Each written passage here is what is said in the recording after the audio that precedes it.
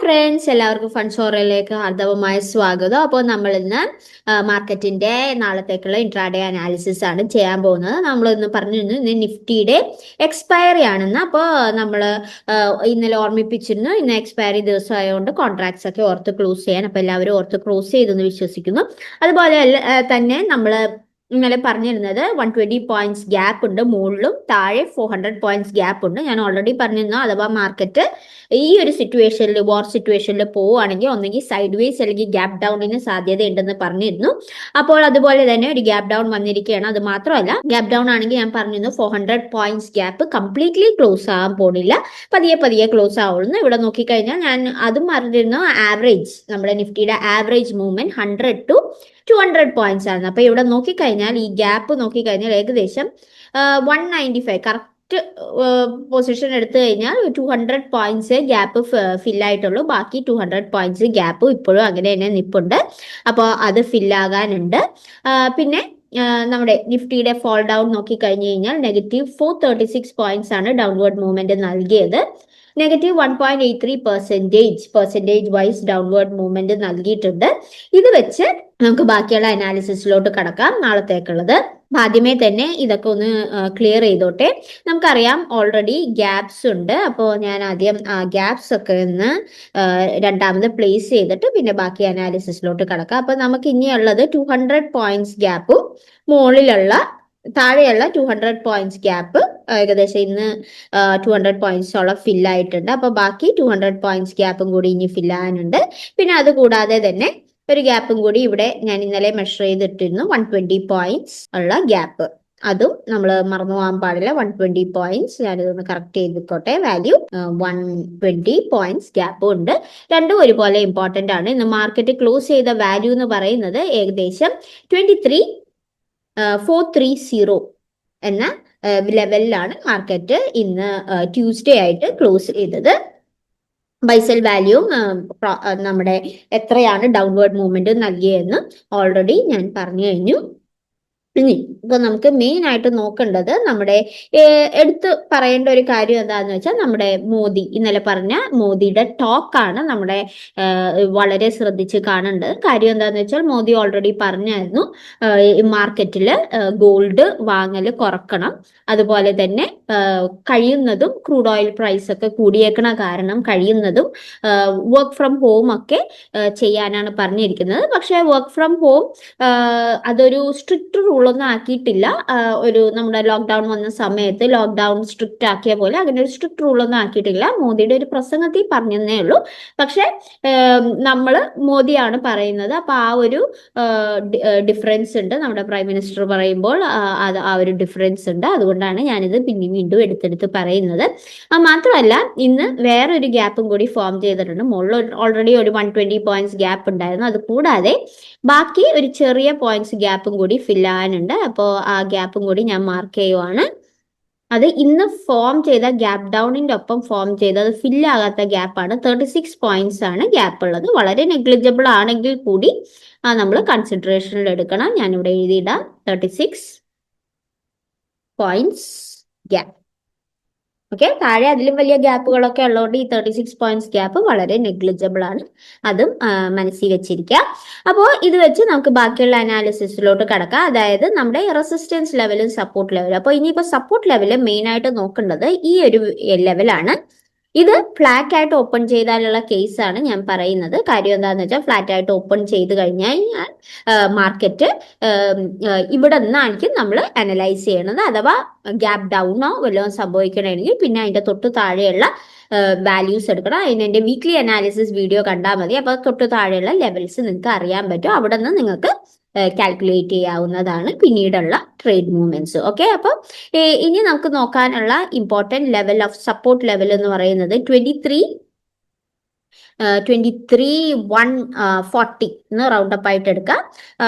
ഇതായിരിക്കും നമ്മുടെ intraday support 1 ആയിട്ട് ആക്ട് ചെയ്യുന്നത്. കാര്യം എന്താന്ന് വെച്ചാൽ ഈ 23,140 ആണ് നമ്മുടെ ഗ്യാപ്പ് ക്ലോസിങ്ങിന്റെ ലെവൽ. അതൊരു കാര്യം. പിന്നെ ഇതിനു മുമ്പും ഈ ഒരു ലെവൽ പലതവണ സപ്പോർട്ടായിട്ട് ആക്ട് ചെയ്തിട്ടുണ്ട്. കണ്ടോ, ഇവിടെ പിന്നെ റെസിസ്റ്റൻസ് ആയിട്ട്, അങ്ങനെ പല രീതിയിൽ ഇത് ആക്ട് ചെയ്തിട്ടുണ്ട്. അതുകൊണ്ട് തന്നെ ഈ 23,140 എന്ന ലെവൽ നമ്മൾ ഇത്തിരി സീരിയസ് ആയിട്ട് കാണും. പിന്നെ ലോക്ക്ഡൌൺ വല്ലതും വരുവാണെങ്കിൽ ഇനിയും മാർക്കറ്റ് ഡൗൺ പോകുന്നതായിരിക്കും. പക്ഷെ നിങ്ങൾക്ക് അറിയാലോ, വാർ ആയിക്കോട്ടെ ലോക്ക്ഡൌൺ ആയിക്കോട്ടെ, മാർക്കറ്റ് താഴത്തോട്ട് പോന്നാലും പിന്നീട് അതിന്റെ ആ ഒരു കുറച്ച് നാളത്തേക്കുള്ള ആ ഒരു ഡൗൺ ഷിഫ്റ്റേ ഉണ്ടാവുള്ളൂ. അത് കഴിഞ്ഞ് മാർക്കറ്റ് റിക്കവറി ചെയ്യും. അപ്പോൾ ന്യൂസസ് വളരെ ശ്രദ്ധിച്ച് കേൾക്കുക, അതനുസരിച്ച് വേണം. പിന്നെ ഒപ്പം ഗിഫ്റ്റ് നിഫ്റ്റിയും കൂടി ചെക്ക് ചെയ്യുക. ഇവിടെ ഗിഫ്റ്റ് നിഫ്റ്റി ഞാൻ കാണിക്കുന്നുണ്ട്. ഇവിടെ നോക്കിക്കഴിഞ്ഞാൽ അറിയാം, ഇത് ഞാൻ കഴിഞ്ഞ ആഴ്ച വരച്ച ട്രെൻഡ് ലൈൻ ആണ്. ഇപ്പോൾ ഗിഫ്റ്റ് നിഫ്റ്റി നോക്കുവാണെങ്കിൽ, നമ്മുടെ പുതിയ ട്രെൻഡ് ലൈൻ വെച്ച് നോക്കുവാണെങ്കിൽ നല്ല കംപ്ലീറ്റ് ഫോളാണ് നമ്മുടെ ഗിഫ്റ്റ് നിഫ്റ്റിയിൽ കാണുന്നത്. ആ ഒരു റിഫ്ലക്ഷൻ ആണ് ഇന്ന് മാർക്കറ്റ് ഓപ്പൺ ചെയ്തപ്പോഴും കാണിച്ചത്. അപ്പോൾ വളരെയധികം ശ്രദ്ധിക്കുക.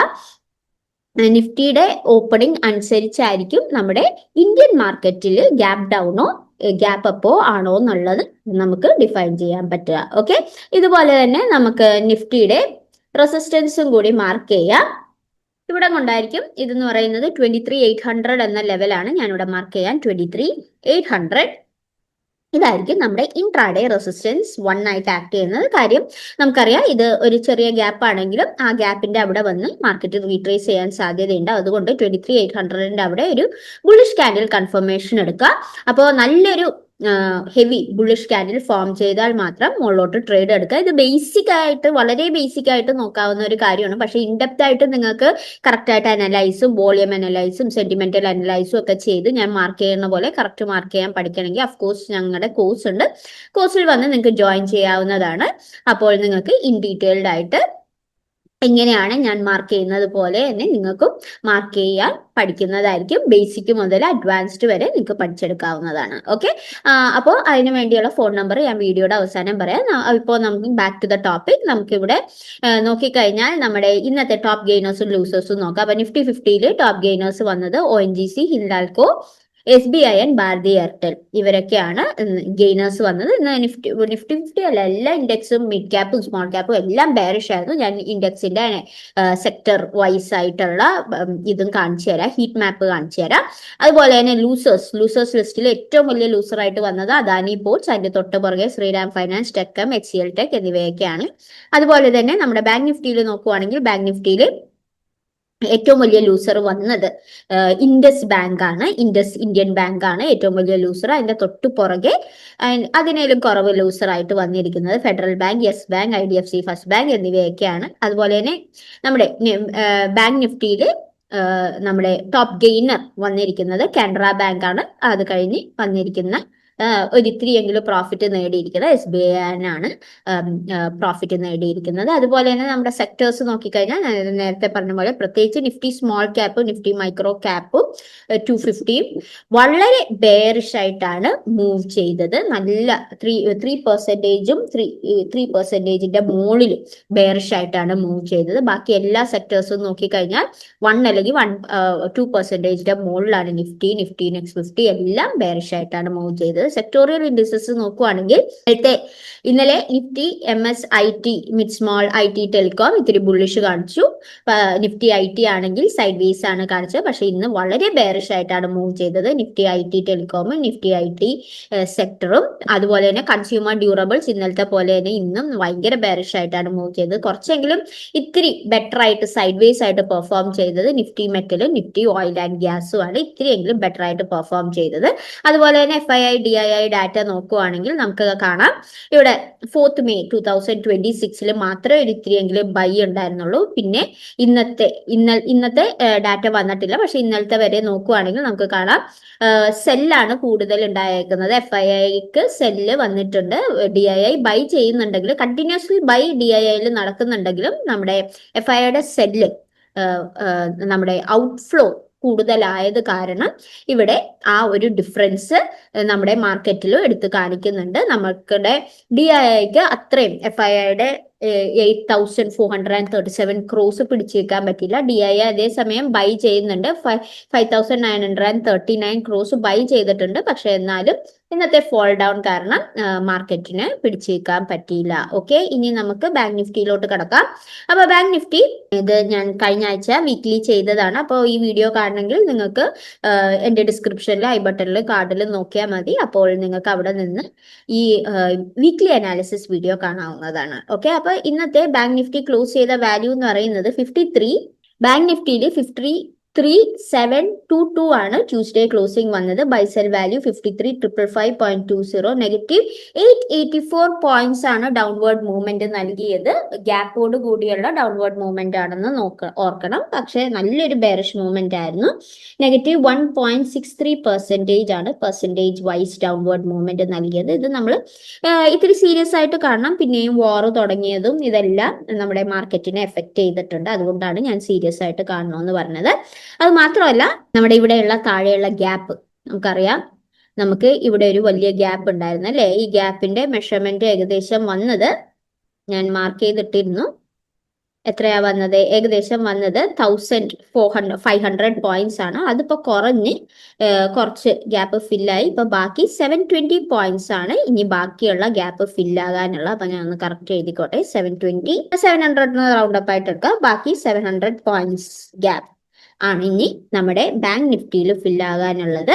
ബാക്കി സ്ലോലി ഫില്ലാകാൻ തുടങ്ങി. അത് മാത്രമല്ല, ഞാൻ ഇന്നലെ പറഞ്ഞ പോലെ ഞാൻ പറഞ്ഞായിരുന്നു, മാർക്കറ്റ് താഴത്തോട്ട് പോവുകയാണെങ്കിൽ ആ റെസിസ്റ്റൻസ് ബ്രേക്ക് ഔട്ട് ആയാൽ സ്ലോലി കൂടുതൽ ചാൻസസ് ബെയറിഷ് മൂവ്മെന്റിനും അല്ലെങ്കിൽ സൈഡ് വേസിലായിരിക്കും എന്ന് പറഞ്ഞിരുന്നു. പക്ഷെ നല്ലൊരു ഡൗൺഫോൾ ആണ് ഉണ്ടായത്. ഇത് ബാങ്ക് നിഫ്റ്റിയിൽ മാത്രമല്ല, ഫിൻ നിഫ്റ്റിയിൽ നോക്കിക്കഴിഞ്ഞാൽ നെഗറ്റീവ് 518.30 പോയിന്റ്സ് ഡൗൺ, 2.02% ആണ് ഡൗൺവേർഡ് മൂവ്മെന്റ് വന്നത്. സെൻസെക്സിൽ ആണെങ്കിൽ 1,456.04 പോയിന്റ്സ് ഡൗൺ, നെഗറ്റീവ് 1.92, ഏകദേശം 2% അടുത്താണ് ഫോള് വന്നത്.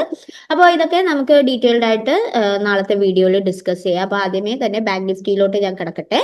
അപ്പോൾ ബാങ്ക് നിഫ്റ്റിയിൽ നോക്കുവാണെങ്കിൽ നമുക്ക് ഇനി നോക്കാനുള്ള important level of support level എന്ന് പറയുന്നത് 53,000 ആണ്. ഞാൻ റൗണ്ട് അപ്പ് ആയിട്ടാണ് എടുത്തേക്കുന്നത്. 53,000 ഇത് ഗ്യാപ്പ് ഫില്ലിംഗ് ലെവലും കൂടിയാണ്. ഇതാണ് ഇൻട്രാഡേ സപ്പോർട്ട് 1 ആയിട്ട് ആക്ട് ചെയ്യുന്നത്. അതുപോലെ തന്നെ നമ്മുടെ റെസിസ്റ്റൻസ് ലെവൽ ഈ ഒരു ലെവൽ എടുക്കണം. കാര്യം ഇത് ഇവിടെ നോക്കിക്കഴിഞ്ഞാൽ നിങ്ങൾക്ക് മനസ്സിലാവും, നേരത്തെ ഒരു ഗ്യാപ്പ് അപ്പും പിന്നെ താഴ്ത്തോട്ടുള്ള ഇവിടെയുള്ള സപ്പോർട്ട്സും നോക്കിക്കഴിഞ്ഞാൽ നിങ്ങൾക്ക് മനസ്സിലാവും പലതവണ മാർക്കറ്റ് റെസ്പെക്ട് ചെയ്തിട്ടുള്ള ലെവലാണിത്. അതുകൊണ്ടാണ് മെയിൻലി അത് എടുക്കുന്നത്. പിന്നെ അനാലിസിസ് ചെയ്യാൻ നേരത്തും ഇതിനു മുമ്പുള്ള ഇത് നോക്കിയാൽ ഇത് എക്സ്റ്റെൻഡ് ചെയ്താൽ മനസ്സിലാവും. കണ്ടോ, ഇതിനു മുമ്പും റെസിസ്റ്റൻസ് ആയിട്ടും പലതവണയായിട്ടും സപ്പോർട്ടായിട്ടും ആക്ട് ചെയ്തിട്ടുണ്ട്. അതുകൊണ്ടാണ് നമ്മൾ ഈ ഒരു ലെവൽ തന്നെ കൂടുതൽ ശ്രദ്ധയോടെ എടുക്കുന്നത്. ഈ ലെവലിന്റെ വാല്യൂ എന്ന് പറയുന്നത് ഏകദേശം 54,500 ആണ്. ഞാനിവിടെ മാർക്ക് ചെയ്യാം. 54,500 ഇതായിരിക്കും ഇൻട്രാഡേ റെസിസ്റ്റൻസ് 1 ആയിട്ട് ആക്ട് ചെയ്യുന്നത്. ഓക്കെ, അപ്പൊ ഇതൊക്കെയാണ് നമുക്ക് നോക്കേണ്ട ഇമ്പോർട്ടന്റ് ലെവൽസ് നാളത്തേക്കുള്ളത്. എന്തെങ്കിലും ഡൗട്ട് ഉണ്ടെങ്കിൽ കമന്റ് സെക്ഷനിൽ ചോദിക്കാൻ മടിക്കണ്ട. അതുപോലെ തന്നെ ഞാൻ മാർക്ക് ചെയ്യുന്നത് പോലെ തന്നെ നിങ്ങൾക്ക് ഇൻ ഡീറ്റെയിൽഡ് ആയിട്ട് പഠിക്കണമെങ്കിൽ ഞാൻ നേരത്തെ പറഞ്ഞ ഫോൺ നമ്പറിൽ നിങ്ങൾക്ക് എന്നെ കോൺടാക്ട് ചെയ്യാവുന്നതാണ്. നമ്പർ ഞാനിവിടെ എഴുതിയിട്ടുണ്ട്. ഇതാണ് നമ്പർ 8870135772. ഇതിൽ കോൺടാക്ട് ചെയ്ത് നിങ്ങൾക്ക് കോഴ്സിൽ ജോയിൻ ചെയ്യാവുന്നതാണ്. വാട്സാപ്പ് കോളോ വാട്സാപ്പ് മെസ്സേജോ അയക്കാവുന്നതാണ്. അതുപോലെ തന്നെ ബാങ്ക് നിഫ്റ്റിയിൽ ഒരു കാര്യം കൂടി പറഞ്ഞോട്ടെ. ഇവിടെ ബാങ്ക് നിഫ്റ്റിയിൽ നമുക്കിപ്പോൾ നോക്കിക്കഴിഞ്ഞാൽ ഒരു ട്രെൻഡ് ലൈൻ കാണാം. ഈ ട്രെൻഡ് ലൈൻ രണ്ട് കാര്യങ്ങളാണ് ബുള്ളിഷ് ആയിട്ട് പോകാനായിട്ട് നമുക്ക് നോക്കാനുള്ളത്. ഒന്ന് 54,500 എന്ന ലെവല് ബ്രേക്ക് ഔട്ട് ചെയ്ത് പോകണം. അത് മാത്രമല്ല ഈ സെൽ ട്രെൻഡ് ലൈനും ബ്രേക്ക് ഔട്ട് ആണ്. ഇത് രണ്ടും ബ്രേക്ക് ഔട്ട് ആയാൽ മാത്രമേ ഇനി നമുക്കൊരു ബുള്ളിഷ് മൂവ്മെന്റ്, വലിയ ബുള്ളിഷ് മൂവ്മെന്റ് എന്നല്ല, എന്നാലും ഒരു 100 to 200 പോയിന്റ്സ് എങ്കിലും ബുള്ളിഷ് മൂവ്മെന്റ് നമുക്ക് എക്സ്പെക്ട് ചെയ്യാൻ പറ്റുള്ളൂ. അപ്പൊ സൂക്ഷിച്ച് ട്രേഡ് ചെയ്യുക, റാൻഡം ട്രേഡ്സ് എടുക്കാതിരിക്കുക. ഡൗട്ട് ഉണ്ടെങ്കിൽ കമന്റ് സെക്ഷനിൽ ചോദിക്കുക. ഞാൻ അപ്പോൾ ഒരു സെബി രജിസ്റ്റേർഡ് ഓഫീസർ അല്ല. അതുകൊണ്ട് ഞാൻ ചെയ്യുന്ന അനാലിസിസ് എന്റെ എക്സ്പീരിയൻസും ടെക്നിക്കൽ അനാലിസിസ് തിയറിയും പ്ലസ് മാർക്കറ്റ് ന്യൂസ് അപ്ഡേറ്റ്സും കമ്പൈൻ ചെയ്ത് പറയുന്ന അനാലിസിസ് ആണ്. അത് 100% കറക്റ്റ് ആണോ എന്നില്ല, എനിക്കും തെറ്റുപറ്റാം.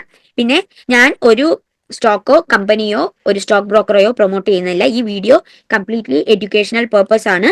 ഇതിനകത്ത് എന്റെ ചാനലിൽ ഞാൻ മെയിൻ ആയിട്ട് കോൺസെൻട്രേറ്റ് ചെയ്യുന്നത് ടെക്നിക്കൽ അനാലിസിസ് വഴി ഏത് മെയിൻ ആയിട്ടുള്ള indexes like Nifty 50, fin Nifty, bank Nifty എങ്ങനെ നമുക്ക് അനാലിസിസ് ചെയ്യാമെന്ന് വരച്ച് അനലൈസ് ചെയ്ത് പഠിപ്പിക്കുന്ന ചാനലാണ്. പ്രത്യേകിച്ച് എന്തെങ്കിലും ഒരു സ്റ്റോക്ക് വാങ്ങിച്ച് ഇൻവെസ്റ്റ് ചെയ്യണമെങ്കിൽ നിങ്ങളുടെ സെബി രജിസ്റ്റേർഡ് ഓഫീസറോടോ അല്ലെങ്കിൽ ഫിനാൻഷ്യൽ അഡ്വൈസറോട് ചോദിച്ചിട്ട് മാത്രം ഇൻവെസ്റ്റ് ചെയ്യുക. ഇന്നത്തെ വീഡിയോത്തേക്ക് ഇത്രയേ ഉള്ളൂ. അപ്പൊ താങ്ക് യു, ബൈ. നാളെ 9 മണിക്കും 10:30ക്കും ഇടയിൽ പുതിയ വീഡിയോ ആയിട്ട് വരുന്നതായിരിക്കും. അതുവരേക്കും ഫണ്ട്സോറയിൽ നിന്ന് വിടാം. Thank you, bye. Have a nice day.